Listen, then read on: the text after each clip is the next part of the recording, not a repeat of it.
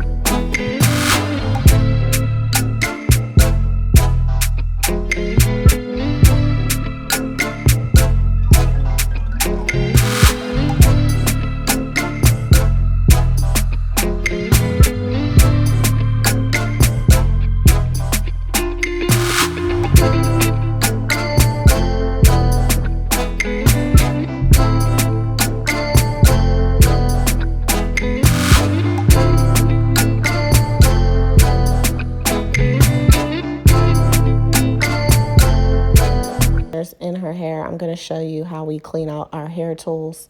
You can use any shampoo, but I prefer to use Dawn dish detergent since we know it gets the oil out of the birds or the ducks. So I know it's going to get the oil out of a hair tool. So I use the dish detergent to put in the brush, and then I use the brush to scrub each comb. And then when I'm rinsing out the brush, I kind of squeeze the bristles together to make sure they are back formed. So now I'm rinsing out the ApHogee treatment. She was under the dryer until it got hard on her hair. So I'm just wetting it so that I'm able to move the twist, and then I will rinse out each twist individually. So I will unravel it, rinse it out, and then twist it back up to make sure all the product is out.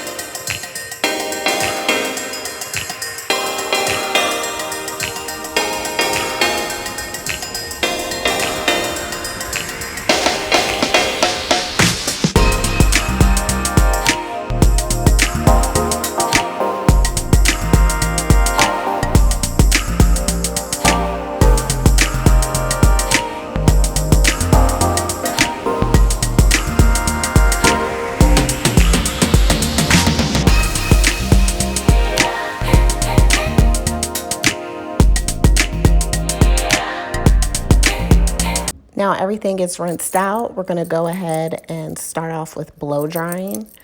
Her hair is not fully wet, it's damp because she was sitting there a while before I started, but it's still damp enough to need to be blow dried so that it can be stretched out.